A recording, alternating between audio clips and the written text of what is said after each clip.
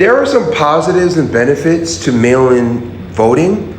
I can understand both perspectives, why many people are for it and many people are against it. I'm going to speak about the advantages, and then after that, I'm going to speak about the disadvantages. So the advantages, usually these are the points that the Democrats give, and the disadvantages, those are usually the points that the Republicans give. Because Democrats want as many votes to pop in the system as possible, but many Republicans want the votes to be as efficient as possible. Anyway.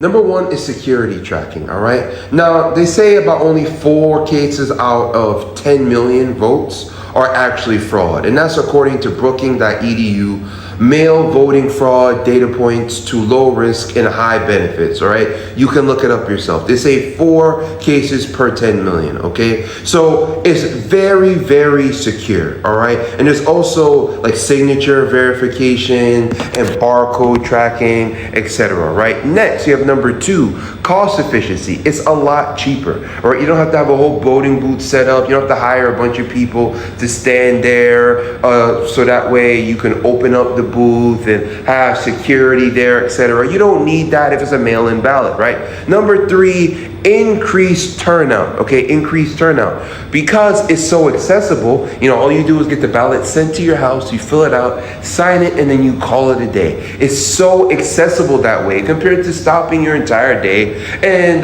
doing it that way. Last but not least, number 4, informed voting and convenience.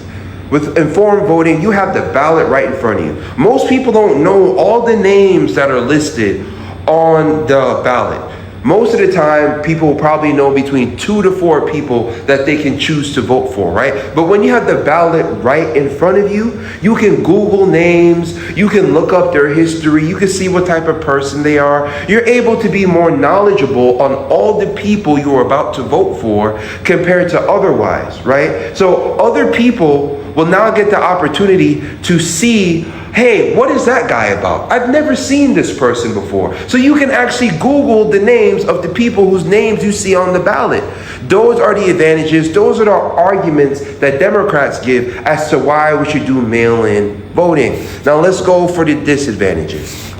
This is the disagreements with mail-in ballots, by the way. This side is the side that Republicans argue against mail-in voting for. Potential for error. Let's say you forgot to check off a name, right? Or let's say your signature faded out or something like that.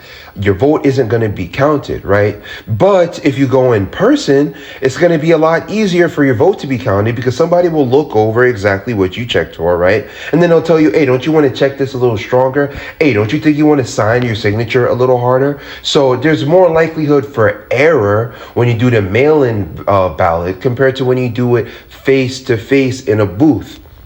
Next, you have early voting, right? So when people vote early when they get their ballot, what ends up happening is you may hear a new viewpoint from the opposition, right?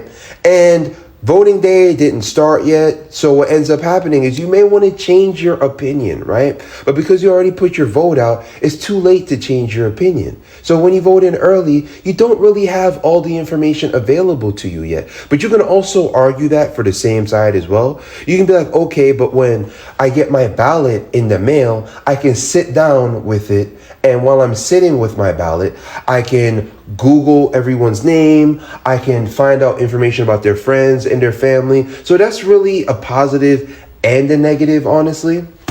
Next, Postal Service inconsistencies, right?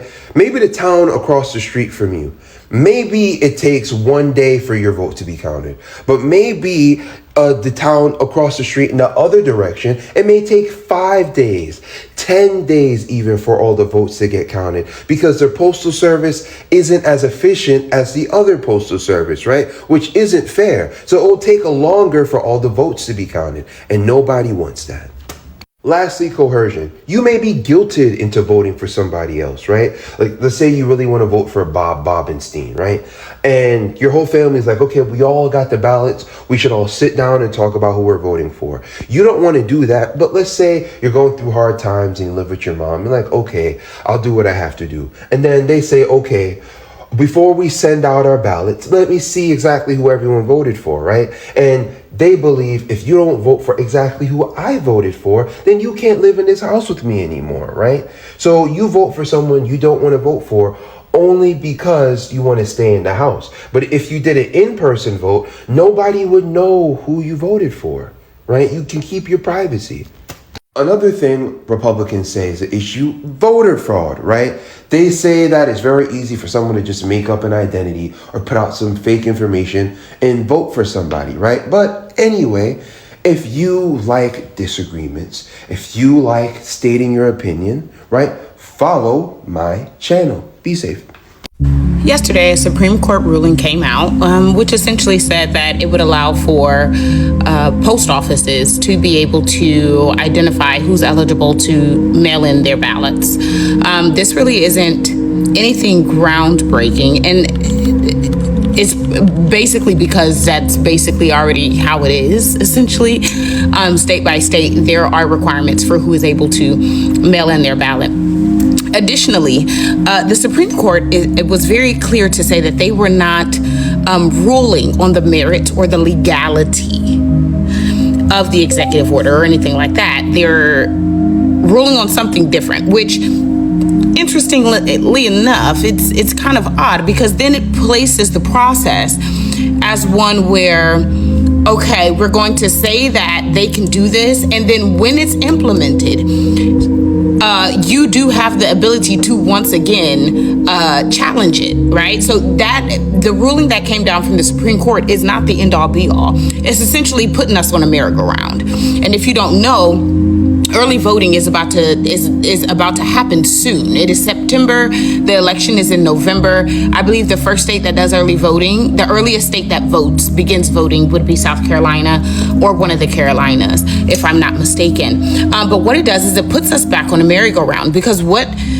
essentially you are able to do is that after it is implemented, you can then say, hey, I don't really think this is legal. I'm going to challenge it in court, right? Now, all of the lower courts have already said that this is not the power of the president, and it is, in fact, illegal.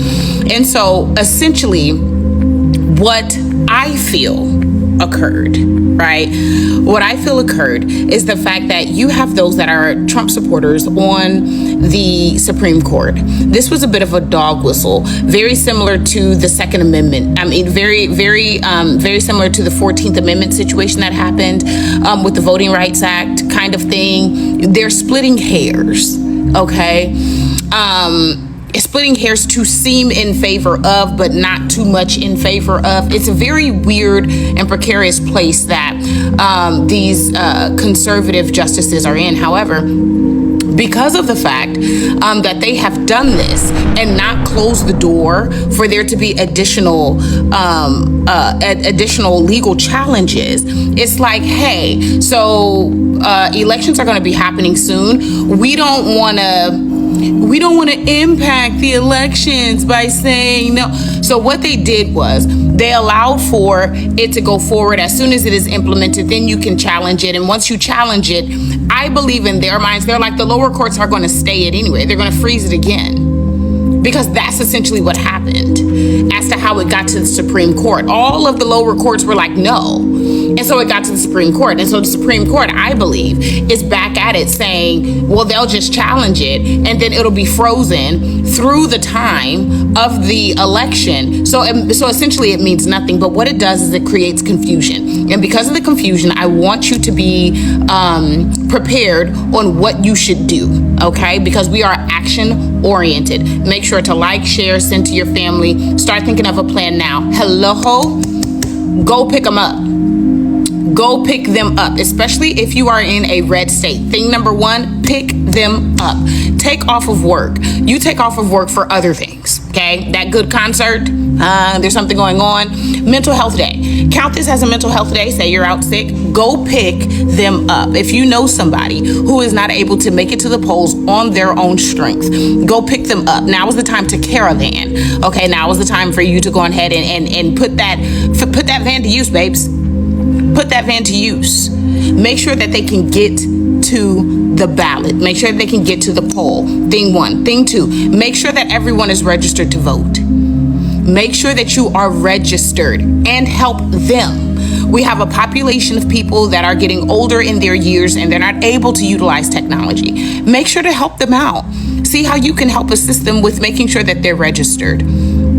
Alrighty, make sure that they're registered. Thing number 3, keep your eye on the news, your local news. Now, I may be able to give you the national news or I may be able to give you sometimes your own local news, depending on what's going on. However, you need to know your local news. You need to check your state's voting registry website, because that's where everything is going to be updated quicker.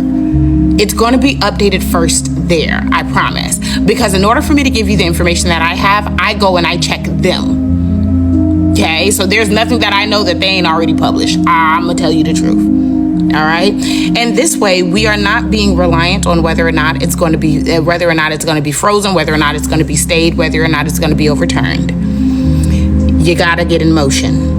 And the first thing that you can do is help your neighbor, help your elderly, help those who have a passion and a desire to vote that are going to be negatively impacted by the inability to do mail-in voting. Specifically, if you are in the military, this is going to impact you heavily because you may be overseas. You may not be able to get your ballot in. Now is the time to try to figure out when's the soonest you can get your ballot and send it.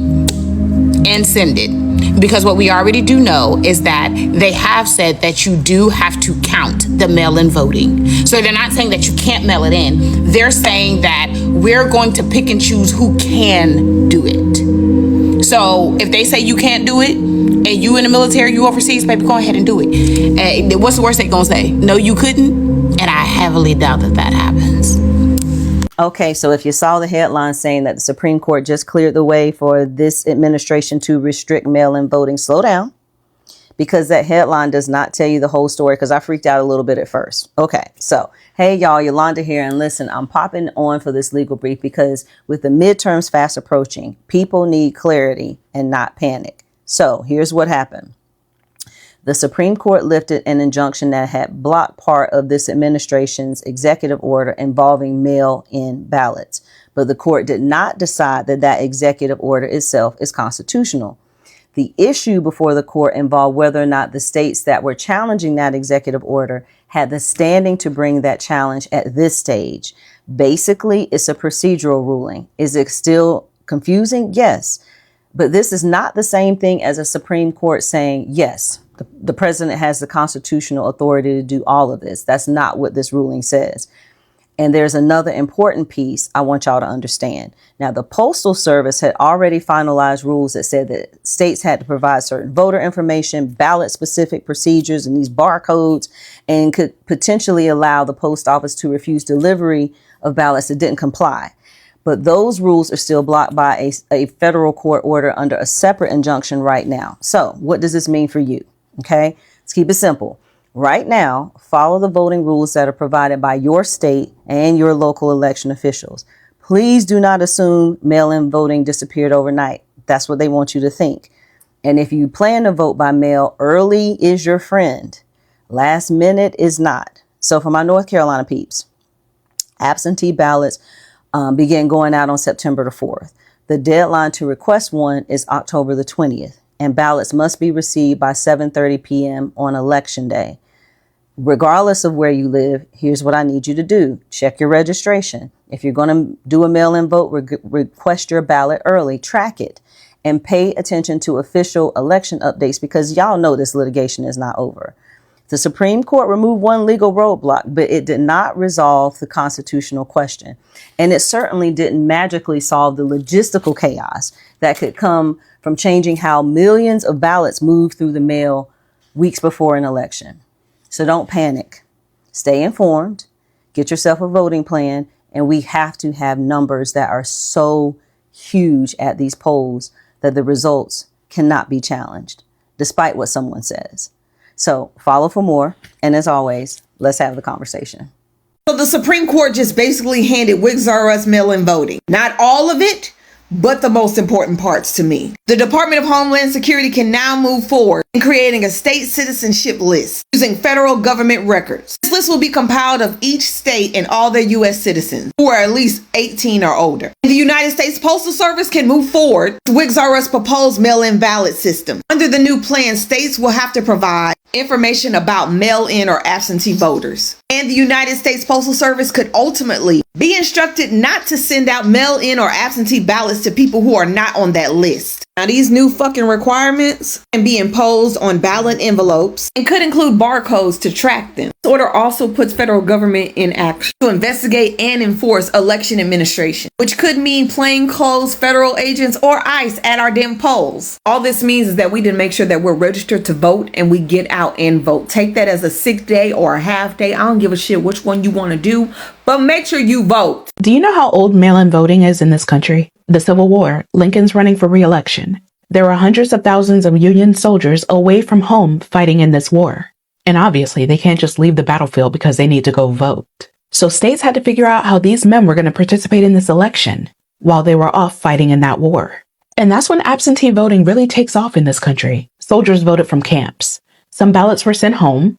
Some states used proxy systems. And by the 1864 election, 19 states had changed their laws to allow for absentee voting. And roughly 150,000 soldiers voted from the field. And in Ohio alone, military absentee ballots made up 12% of the entire presidential vote. 12%. That's crazy. And guess what politicians immediately started arguing about? Those ballots, of course. Because everybody knew those soldiers could affect the election. And they did. Of the soldiers who voted in the field, about 78% voted for Lincoln. Lincoln got about 55% of the popular vote overall. So the soldiers were much more supportive of him than everybody else. And almost as soon as large-scale absentee voting starts showing up, so do the accusations that somebody's cheating. There were fights over these laws state by state. There were accusations of fraud. There were arguments over whether these soldiers should even be allowed to vote away from home. This is 1864 we're talking about. We're still fighting in the Civil War. And somehow we've already started fighting about absentee voting. Then America keeps running into the same obvious problem. Enter World War II. Now millions of Americans are overseas. How are they supposed to vote? Congress passes laws making it easier for service members to vote overseas. And millions of military ballots are sent out during the 1944 election cycle. And then in 1986, Ronald Reagan, I know, he signs the federal law that still protects absentee voting for military members and Americans living overseas today. Because if you're deployed halfway across the world, you still need to vote. You can't exactly leave Germany, Korea, or wherever you are. Fly home on election day, vote, and then go back. What's that look like?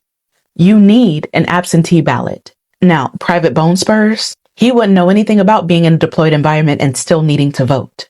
His military experience ended at the podiatrist. But the people who actually serve, they've been relying on absentee voting for generations. And eventually states start realizing that soldiers aren't the only ones who might need it.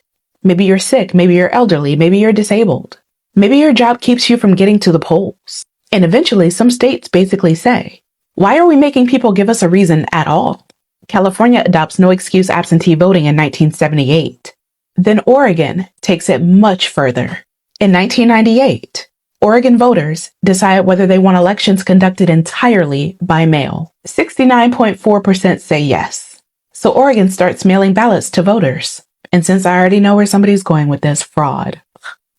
From 2000 through 2019, about 61 million ballots were cast in Oregon. There were 38 criminal convictions for voter fraud. 38 out of 61 million. I think they're doing pretty good. Then comes 2020 and COVID hits. About 43% of Americans vote by mail. And Trump spends months telling everybody that mail-in voting is basically fraud. But he tried to tell us COVID was fake too, right? The vaccine was poison. Now, getting back, Donald Trump votes by mail. He voted absentee in Florida during the 2020 primary. He did it again that August. So apparently mail-in voting was dangerous to the American democracy. Unless that ballot belonged to Private Bone Spurs. Then November comes and he loses. Shit, he lost the 2016 one too, but we not going there. And suddenly the mail-in ballots become part of this huge story about why he didn't really lose. Except his own attorney general said that the Justice Department hadn't found fraud on a scale that would have changed the outcome of that election. His own election security officials called the 2020 election the most secure in American history. Court challenge after court challenge failed to produce evidence that could overturn the result. Joe Biden became president because losing an election is not evidence that somebody stole it from you. But Trump did manage to do something. He took a voting method that Americans have been using in one form or another since the Civil War and convinced millions of people.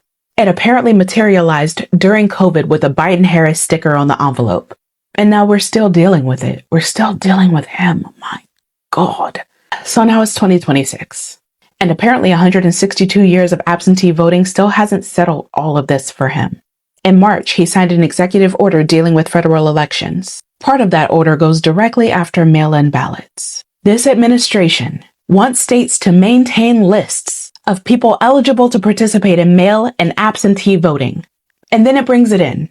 The United States Postal Service. The order directs the Postal Service to develop rules that could prevent mail ballots from being transmitted if the voter isn't on the appropriate state list. So Donald Trump, a man who has personally put his own ballot in the mailbox, now wants a system where the Postal Service could potentially refuse to transmit yours. Apparently the envelope was perfectly trustworthy when his name was on it. States sued, of course. Federal courts blocked major parts of this order because there's another document involved in American elections that predates Trump's EO. The Constitution. Yeah. States primarily run on elections, right? And Congress has constitutional authority to regulate federal elections. There's no little footnote in there that says, unless the president's still mad about 2020. Get over it, Donnie. And now this administration is asking the Supreme Court to intervene before the November midterms. And this is where I want to go back to that soldier in 1864, because think about the question they were trying to answer. There were hundreds of thousands of men away fighting a civil war. They can't come home to vote. So how do we get the ballot to them? That was the problem. World War II comes around. Same problem. Millions of Americans are overseas. How do we make sure that they can still vote? Then we start extending absentee voting to everybody else. Because eventually somebody realizes that you shouldn't have to choose between being physically present on a particular Tuesday and having a say in your government. And somehow we made it all the way to 2026. And Donald Trump is asking a very different question. How do we keep certain mail-in ballots from getting through? And that is what bothers me about this. Because he already told us what changed. He told us mail-in voting was corrupt before the election. He voted by mail himself. Then he lost an election where millions of other Americans did the same thing. And apparently everybody else is the problem. Now we're going into another federal election, with this administration fighting over mail-in ballots again. So no, this fight didn't start because Americans discovered that mail-in voting was dangerous. We've had some version of the same system since Lincoln was president. What changed was Donald Trump lost an election where a hell of a lot of people used it. I am so sick of him. I don't know what to do. Lord have mercy. The Supreme Court just let Trump's mail executive order go into effect, but they didn't say it was legal. I'm a lawyer in real life. I don't play one on television. I'm going to break this down quickly so that you can understand how it might affect you in November. And back in March, Donald Trump issued an executive order that told the Department of Homeland Security to create citizenship lists. It instructed the Department of Justice to prioritize prosecuting people who violated election law. It required the post office to write a rule saying it would not deliver your mail-in ballot unless your name was on a federal list. 23 states and the District of Columbia sued, and a federal judge blocked the executive order. Today, the Supreme Court unblocked it. But they didn't say this executive order was constitutional. What they said is that the states were trying to block it too early and that the states had no standing to bring their claim. The Supreme Court basically said, wait until there's a final rule from the Postal Service and wait until something actually happened. Justice Jackson, in her dissent, said for years you've told people you've come too late with your election cases. Now you're telling them you come too early, and the government controls the clock. Majority of the court said, we're not saying this is constitutional, only time will tell. Normal times, I would say they don't have enough time to issue a new rule to affect the midterms, but these are not normal times. These are Trump times, so we don't know.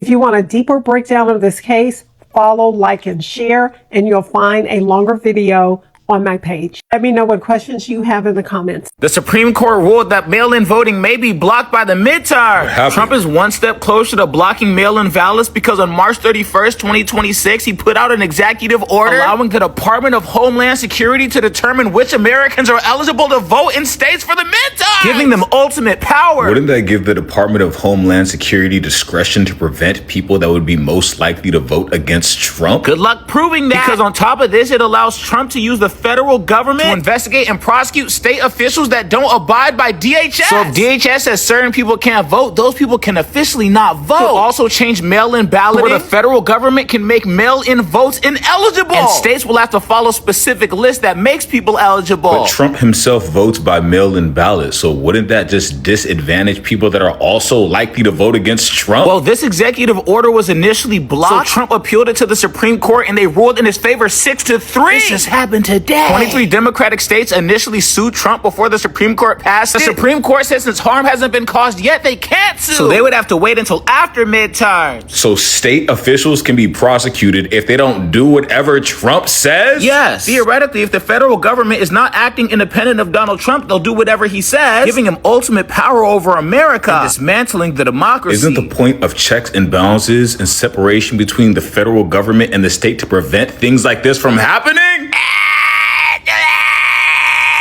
One man hold all the power in the United States 2020.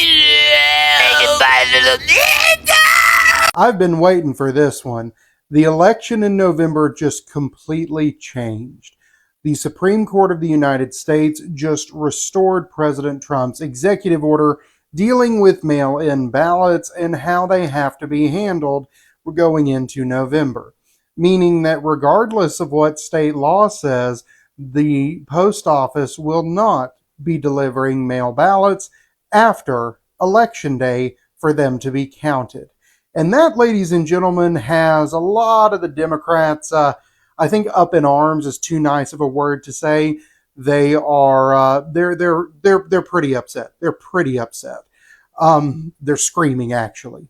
But at the end of the day, this is the sort of election integrity that we need going into November. Every single American, Republican, Democrat, or Independent, benefits from knowing that every ballot that has been cast legally and effectively. That, ladies and gentlemen, should give everyone confidence going into November that their ballot is secure. Right and red. Everyone mad about this? A huge win. Mail-in voters, list of names that have to go together. Ballot and envelope have to have a serial number on it. They are cracking down on this shit. We're trying to fucking make sure that no one's fucking cheating. Left is not going to be happy about this. Probably not going to win any more elections.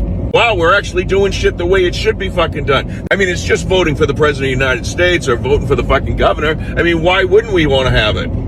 So this is good shit, boys. Thank you, Supreme Court, for doing the right fucking thing. Stay right and red, baby. R and R, baby. R and R. See this, huh? Supreme Court allows Trump plan to restrict mail-in voting for now. The administration asked the court to clear the way for President Trump's order that creates state citizenship lists and directs the Postal Service to decide who gets a mail-in ballot. So much for democracy. So much for democracy. So much for the elections.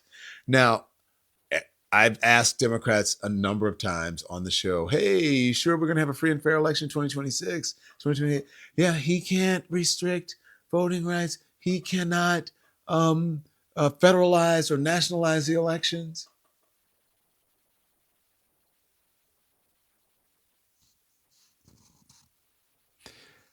Power does not concede power, relinquish power without a fight. I've been saying that from the very beginning. If you don't think that this is going to be in place for the midterms, you are sadly mistaken. And 2028, you're sadly mistaken. They're going to try everything in their power to stay in power and to restrict voting, restrict people, as many people as possible, from going to the polling places. That's what's going to happen. And then after that, they're going to contest the ballots. They're going to say this didn't match. This person put a period after their middle name or middle initial, and they didn't do it here. They signed with the middle initial here and they didn't do it here. They forgot to check this box. This little circle is not fully circled. This square is not fully squared. Mark my words. I've been saying that from the very beginning, and it is sad, and it should be frightening to everybody. So much for democracy and free and fair elections. This is what the Supreme Court is starting. They're laying the groundwork. Trust. I'm back. Let's talk about mail-in voting for just a second. Some of you are panicking. Don't panic. Listen first, then we'll take action. Back in March, Trump decided to issue this crazy executive order about securing mail-in voting. The thrust of the order is that the Department of Justice and DHS, yes, that DHS run by Mark/Wayne, were going to create a citizens list. And then the United States Postal Service was supposed to compare every single ballot that a state board of elections gave to them against this citizens list and refuse to mail the ballot to the person in question if they weren't on the citizens list. Obviously, many states objected to this nonsense because states run elections, not federal governments, not DHS. They very wisely filed this lawsuit in Massachusetts, which sits in the First Circuit. We'll get back to the wisdom of that in just a moment. Judge Indira Talwani said, yeah, this is unconstitutional, and granted summary judgment in June on behalf of the plaintiff states, saying that the Trump administration could not enforce this rule against anyone who was a plaintiff. This was, of course, not good enough for the Trump administration, and they asked for a stay pending appeal to the First Circuit Court of Appeals, basically saying, let us keep doing this thing anyway while you guys hear our appeal about why Judge Talwani was wrong. The First Circuit said no. We will not stay her order. The Trump administration appealed the First Circuit's decision up to the Supreme Court of the United States. And here's the wisdom. Who is in charge of the First Circuit's administrative matters when it comes to the Supreme Court? Judge Ketanji Brown Jackson, our future Chief Justice. She got everyone, plaintiffs and defendants, to fully brief her by August 4th. And nothing has happened since then. She is clearly in no hurry to hear anything about this as we count down to the actual midterms. In the meantime, though, the United States Postal Service first put out drafts for a new rule complying with this unlawful EO, and then this past Saturday, August 22nd, a final rule. All of this activity led to the plaintiffs going back to Judge Talwani, the original judge, and asking for an injunction against enforcing the EO at all, which she granted in mid-August. So where are we now and what can we do? Part of it is just waiting right now for the Supreme Court to determine whether or not they're going to stay any of these measures pending a full appeal maybe from Judge Talwani's decision. If you're in a state where your mail-in voting is affected, work the polls and also get out the voter information to the electorate. Advise people to use satellite locations for early voting. Advise them to use ballot drop boxes as opposed to mail. Get people used to using the words, I would like a probationary ballot, please, in the event that their mail-in ballot seems to be lost in the sauce. All of this is basic voter education stuff. Anybody can do it. Panicking about what the Trump administration is or is not doing at any given time is not helpful. What is helpful is knowing what is going on, which I will continue to keep you updated on this, and then doing actions that mitigate the harm of whatever it is that they're trying to do. Have fun being a menace. So the Supreme Court has just granted an administrative stay on a lower court's ruling when it comes to Trump's executive order restricting mail-in voting. This is a very big deal that we need to be paying attention to right now. It is a 36-page ruling that I will go over in more detail later.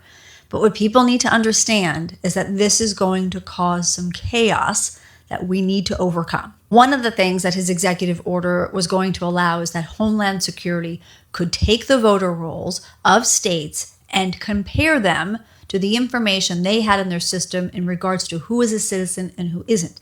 The problem with that is the system Homeland Security has in place is deeply flawed, and they get a lot of false results. Another thing is that they wanted to direct the United States Postal Service to decide who gets a ballot sent to their house and who doesn't. Some states want to comply with this, some states don't want to comply.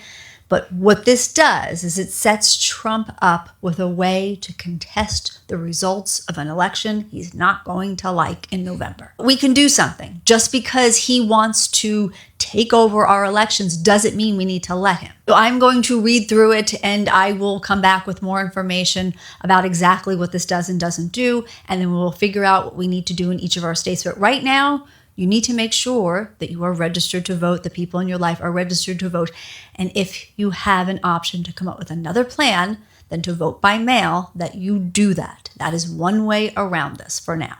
Remember the mail voting rule I told you a federal judge had blocked just a couple of days ago? So we have an update because the Supreme Court just stepped in and the Trump administration can now begin moving forward with it. So the court granted the administration's request to lift a lower court order that had stopped implementation of the executive order concerning mail voting. So that means the federal government is no longer blocked by that particular injunction from moving ahead while the case continues. And the timing here is everything. So the Postal Service has already finalized new requirements for federal ballot mail.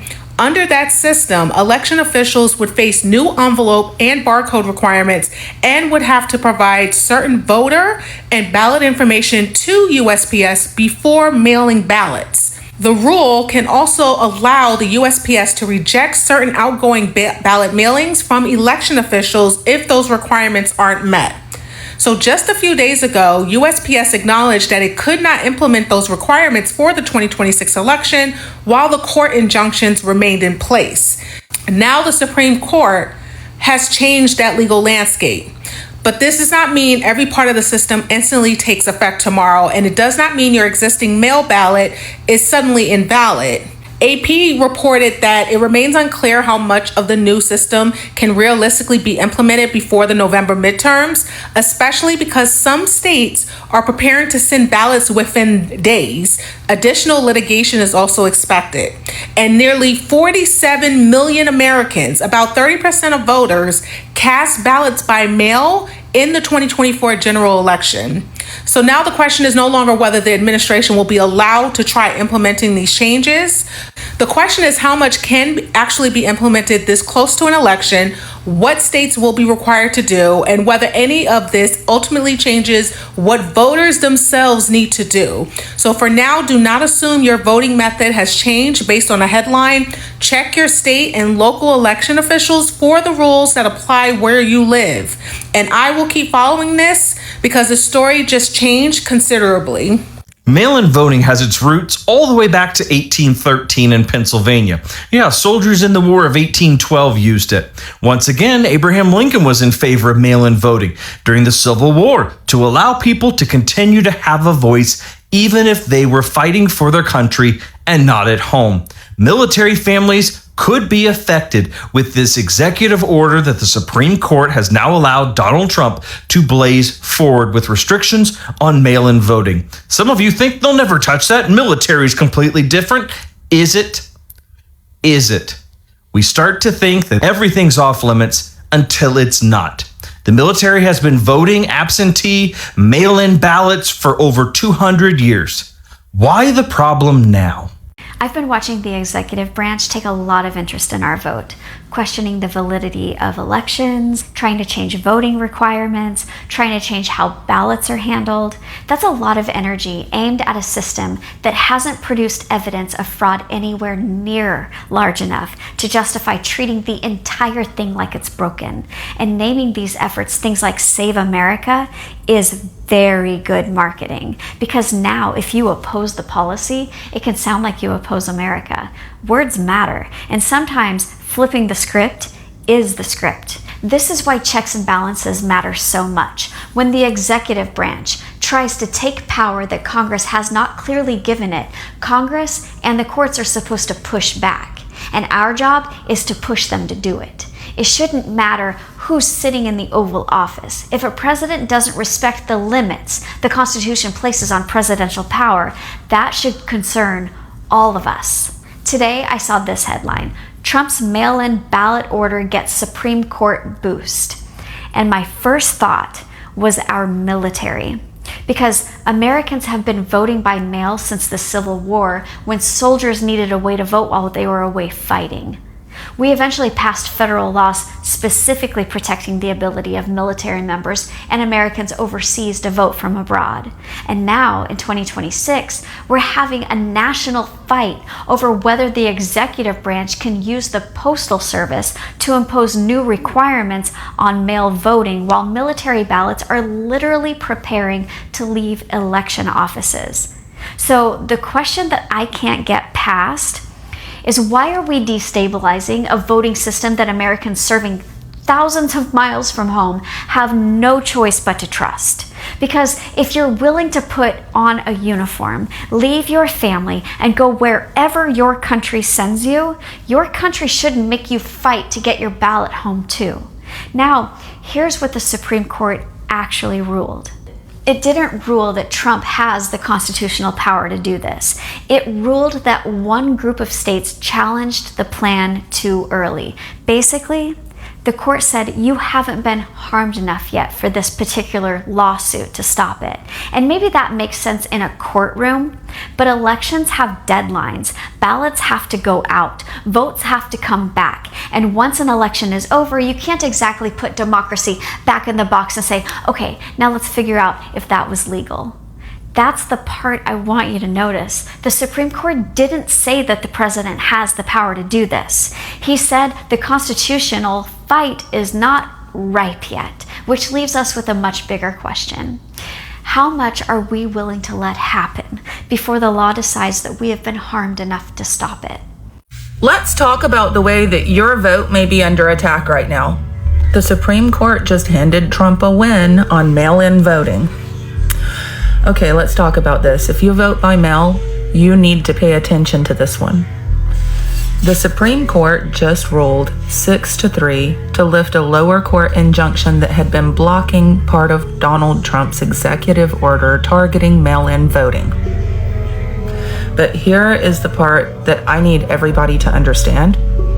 The Supreme Court didn't rule that Trump's order is constitutional, and they didn't decide the underlying legality of it. The majority essentially said the states challenging it had gone to court too early because they had not yet shown concrete harm. And there is still another nationwide injunction blocking major parts of this order. So no, mail-in voting did not suddenly disappear overnight, but this is happening less than 3 months before the midterms. And there are military and overseas ballots that start going out September 4th. Election officials are now looking at potentially enormous changes to mail-in ballot procedures while the election is already basically underway. And 23 mostly Democratic states plus Washington, D.C. have been fighting this because they argue that the president does not get to unilaterally rewrite how states administer elections. So if you vote absentee, if you're elderly, disabled, working crazy hours, if you're away at college, living overseas, serving in the military, or if you simply prefer voting by mail, watch this case very closely, because this isn't just some boring court fight happening in Washington. We are talking about the rules governing how Americans cast their ballots being fought over weeks before those ballots start hitting the mail. And regardless of what side you're on politically, changing election machinery at the last possible minute should make everybody pay attention. So this just broke. The Supreme Court siding with Trump in his effort to prevent or slow down mail-in ballots. It says a divided Supreme Court on Monday allowed the Trump administration to move forward with plans to restrict mail-in voting before the midterm elections. In an emergency order, the justices said Trump could proceed with implementing an executive order he had signed, which directed the U.S. Postal Service to help decide which voters should receive mail-in ballots. Under the executive order, the Department of Homeland Security will also create lists of U.S. citizens that the administration believes could be used to monitor voter rolls for non-citizens. The decision means the administration can move ahead with planning for restricting the use of mail ballots, even as lower court continues to weigh the legality of Trump's executive order.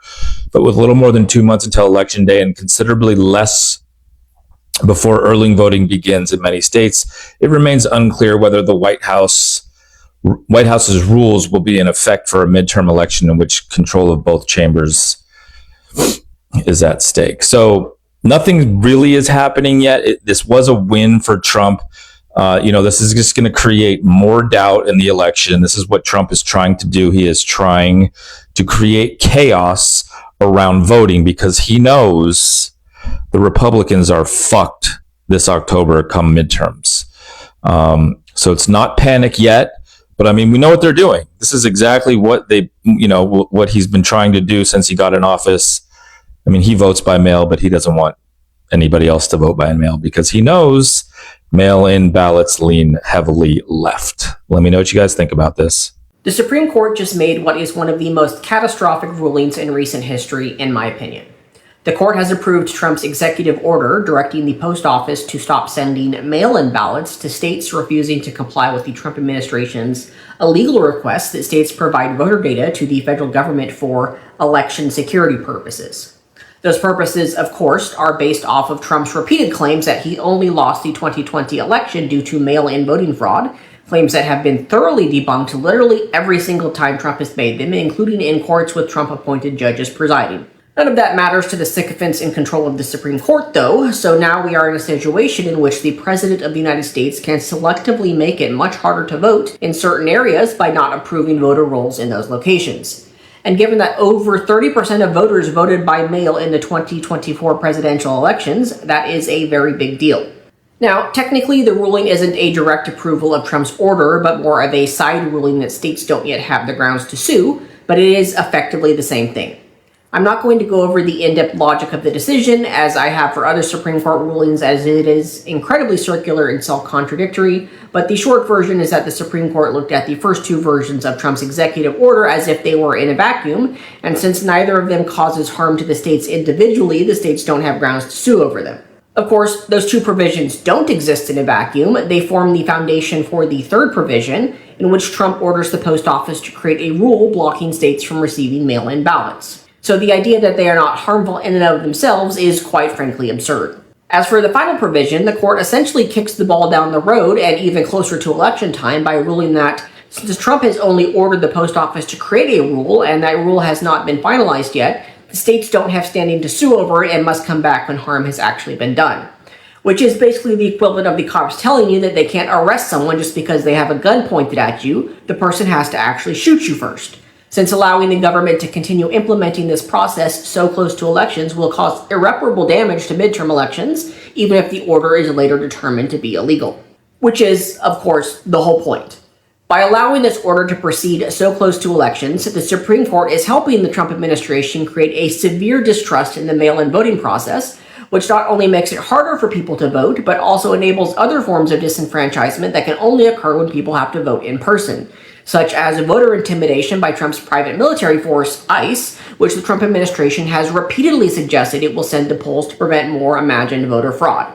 Combine that with recent suggestions by the Trump administration that they will try to call for a national emergency to suspend or control elections, and suggestions that they may simply not accept results they don't like anyways, and we as a country are about to find out just how much the American people really care about the freedom that they claim to love so much.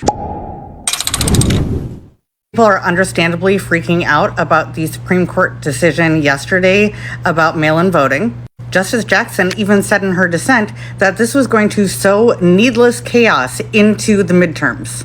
So I want to make a quick video making it very, very clear that this ruling does not impact the midterms at all. Mail-in voting will stay exactly as it is. Despite headlines saying that this was a win for Trump, it wasn't. Yes, in March 2026, he did sign that executive order saying that the federal government was allowed to decide which voters were eligible to vote. That executive order also directed the USPS to propose a rule to refuse to deliver mail for the states that refuse to hand over their voter rolls to the federal government. There are a lot of things that are unconstitutional about this executive order. Mainly that states and Congress are the only ones who have any kind of authority over elections. And it's also good to remember that there is a separate nationwide injunction that remains in place. The Postal Service is still blocked from refusing to process someone's mail-in ballot just because their name doesn't appear on one of these federal lists. So yes, I just wanted to clear that up for anybody who was confused. It was, I think, designed to be confusing. I am so grateful for Justice Jackson being on the Supreme Court and calling it for what it is, chaos.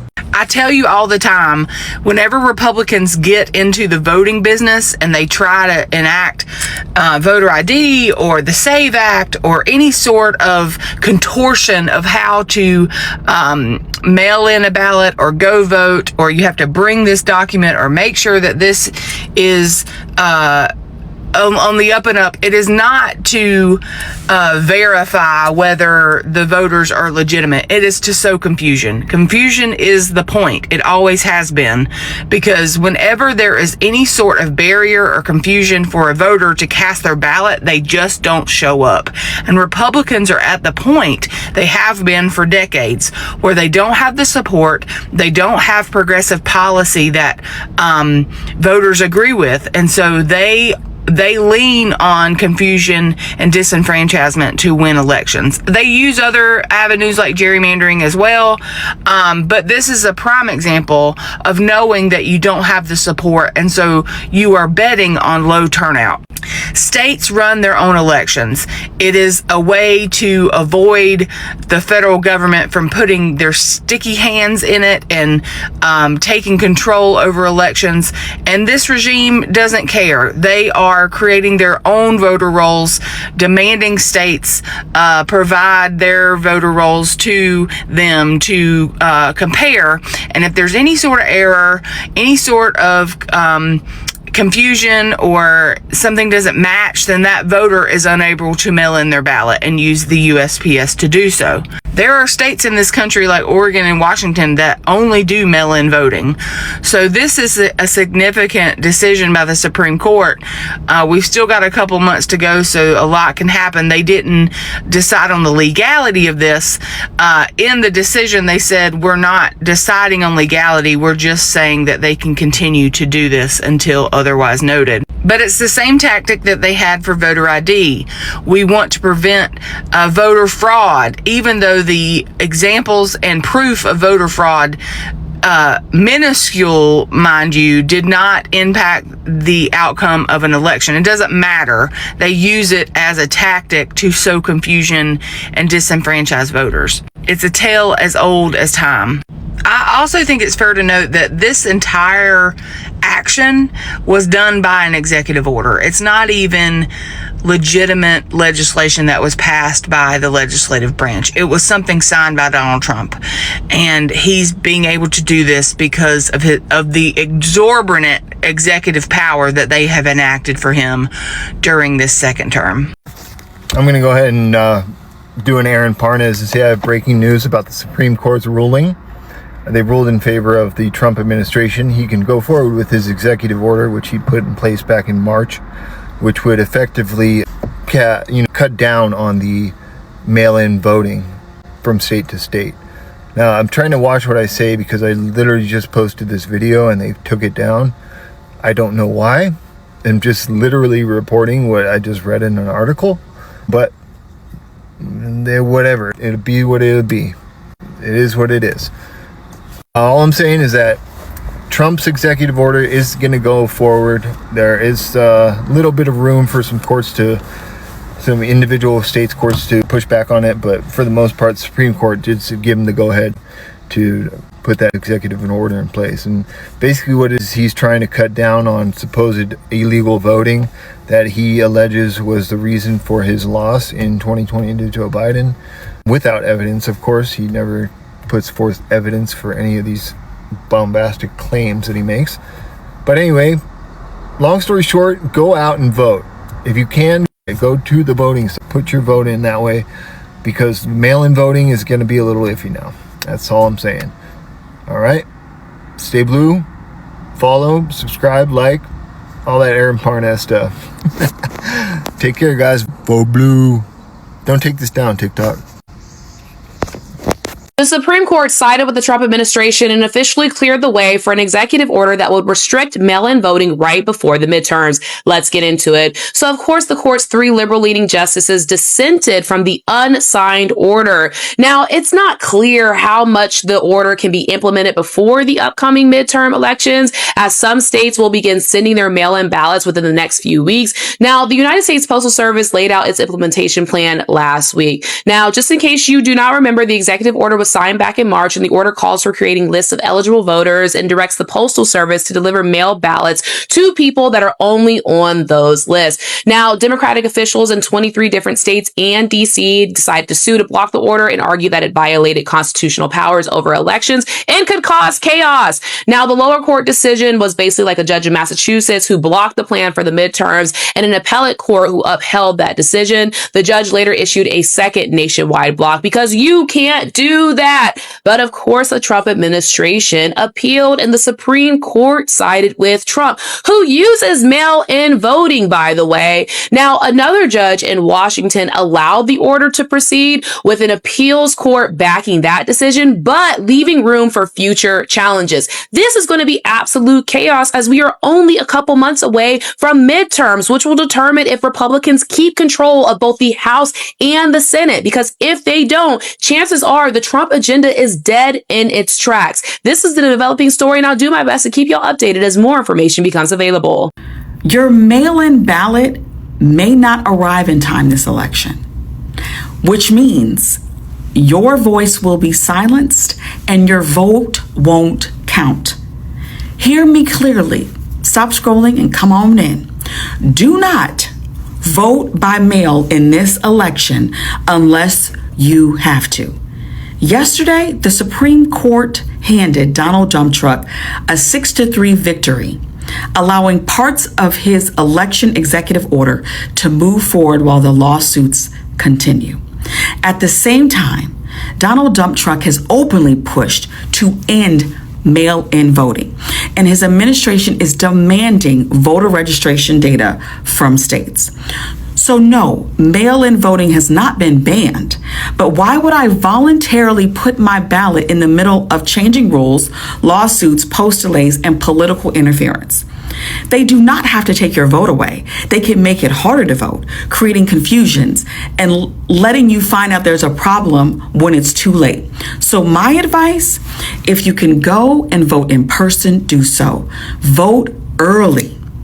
Vote early. If you have to vote by mail, request it early. A lot of states are allowing requests to happen right now.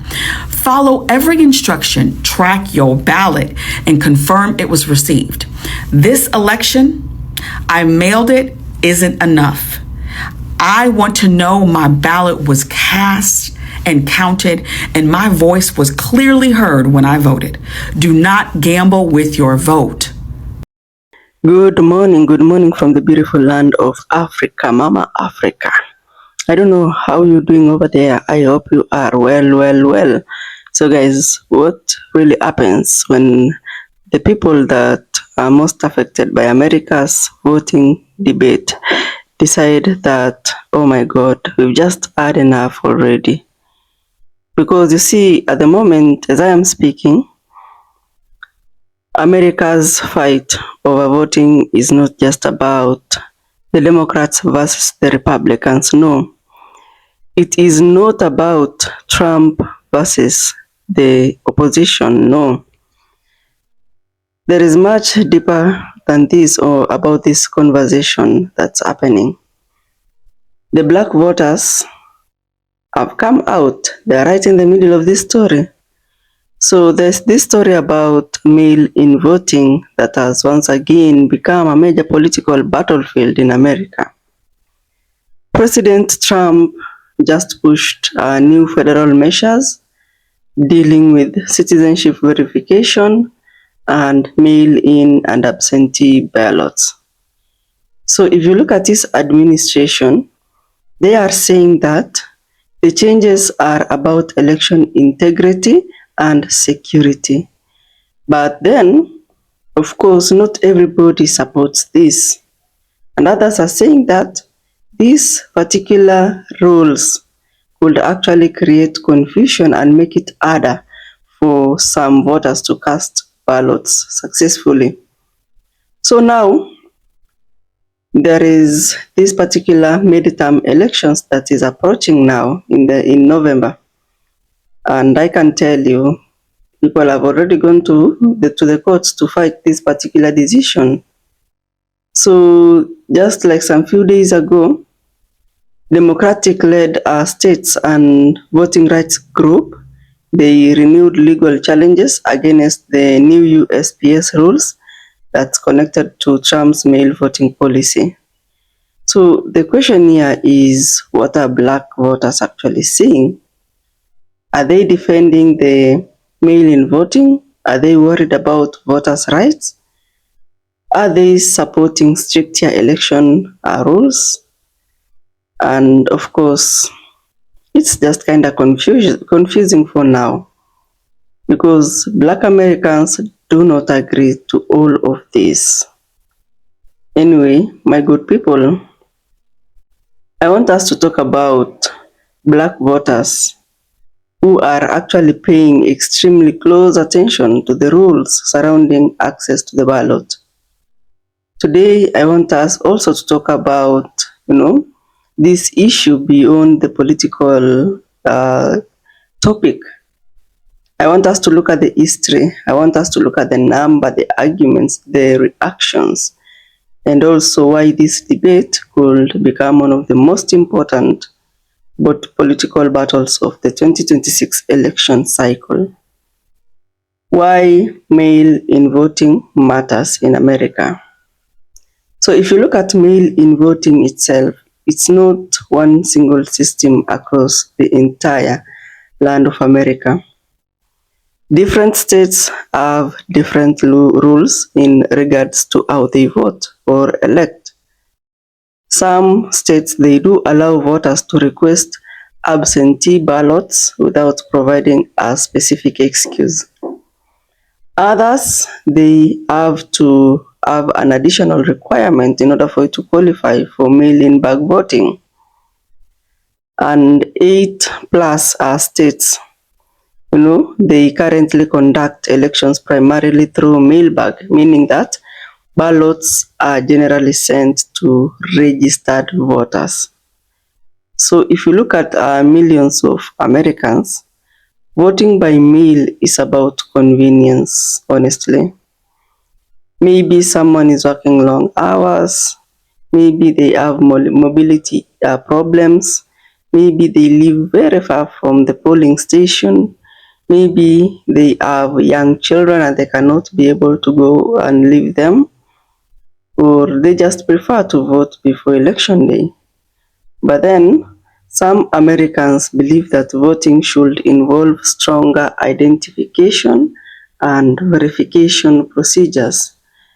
So, if you look at many people, they worry about ballot security. They worry about voter list accuracy. All they want is confidence that every legitimate ballot is counted and that any ineligible ballots are prevented from entering into the system. So if you look at those concerns, they shouldn't be dismissed at any point.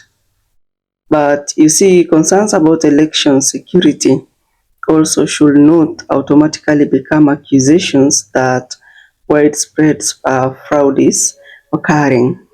So those are two different claims, as you can see. And we really need to do a distinction here, because the real question here is not security or access. The real question is, can America have both security and access?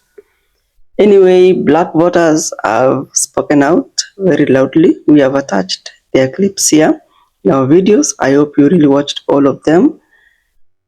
And I can tell you, for Black voters, if you look at a report, from a Pew Research Center, they did a survey that was conducted in April this year, and 76% of Black adults, they preferred, or rather they said that voters should be allowed to vote early or by absentee ballot without having to document a reason. And I can tell you, only 23% said that voters should need a documented reason. So 76 against 23. That's a very huge difference. And it tells us very important information that Black people or Black adults as a group, they are supportive of broad access to early or absentee voting. But there is something that you really need to notice about what the data doesn't say. If you look at it keenly, it does not say that every Black voter agrees. It does not also say that every Black voter opposes voter ID. And also it doesn't say that every Black voter supports Democrats. So it certainly does not mean at the end of the day that every Black American has the same political opinion. So that's where everything gets really interesting about this story. Because if you look at it, Black Americans, or rather Black voters, who are saying that they don't want anyone making it harder for legitimate citizens to vote, that's the only thing that they're trying to say. You know, they don't want anyone making it harder for legitimate citizens to say. If you look at America's history, most of these people, the Black people, remember that access to the ballot was not always guaranteed. They pointed out to literacy tests, you know, the taxes, the intimidation, the discrimination, and the long struggle that eventually produced federal protection for Black voting rights.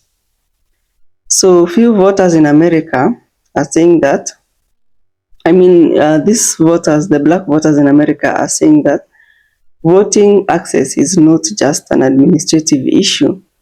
It's a very personal issue. It's an historical issue. It's actually part of what citizenship means. But then you'll be surprised that other Black voters are saying, yeah, you see, voting should be accessible, but election rules should also be strict. So if you look at it, they support stronger verification. As much as they may believe that election officials should maintain accurate voter roll verifications, and that some may even support Trump's arguments about election security, while also disagreeing with him on the issue. So as you can see, it's very important, and it's a very important reality.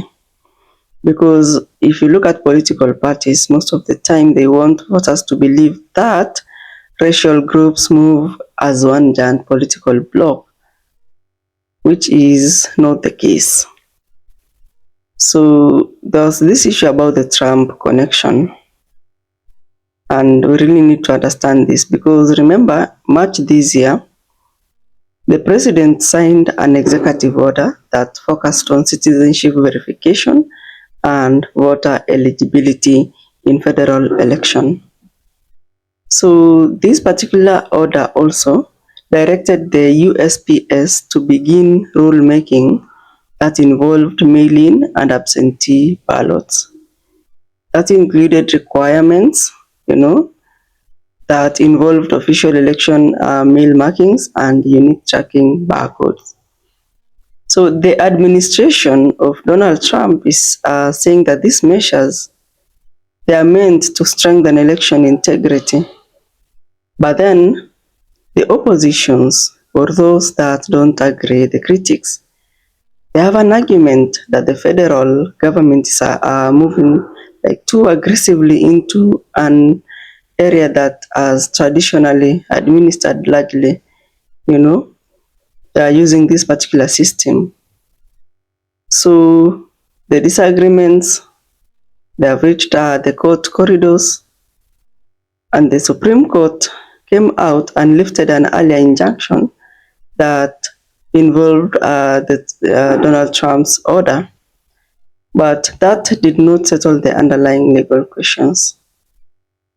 There are new lawsuits that have followed, and earlier this week, the Democratic-led states filed another challenge against USPS implementation of the new rules. So if you can cleanly look at this issue, it's not a political drama. At the end of the day, election officials are actually dealing with the consequences. The timing is also very critical. The midterms are approaching, and if you look at some states, they are already preparing their ballots, and that will create a question that really needs an answer alike. And the question is, how much change can election officials realistically implement this close to an election? How much can an election official, or how much can election officials realistically implement this close to an election? So remember, we are in August, the elections are in November. That is 1 month away because we are already on August 27th. And if you pose that question, that's where supporters and the critics will come out and see the issue completely different. The Trump supporters will probably say that they want stronger safeguards. Critics will be like, fine, fine, fine. At the end of the day, changing election procedures at the last minute will actually create confusion. So you need to be careful on this. So both of them are raising out genuine questions that deserve proper examination. And this is where the black voters are also divided politically, because some black voters who oppose Donald Trump, they see this mail voting policy as another threat to voting access. And we also have those that support Trump, and they'll see the same policies as necessary. I mean, it's all about security reforms, right? So if someone told you that all black voters think the same thing about Trump and mail-in voting, no, you need to be skeptical about it, because you see the evidence doesn't support that kind of simplistic conclusion. There are reasons why voting rights are so emotional. And in order for us to understand the intensity of this debate, we all have to understand the history. Because if you look at history, Black Americans were legally denied or prevented from exercising the right to vote. And these voting rights, the act itself, that became one of the most important federal protections against racial discrimination in voting. If you look at that particular act, up to now, it still shapes how black people view election laws today. So when a new voting restriction appears, of course, some black people don't see merely a new administrative rule. They'll ask if this will make voting harder for people like them. And that's a very valid question. But then, not every new election rule is automatically voter suppression, no.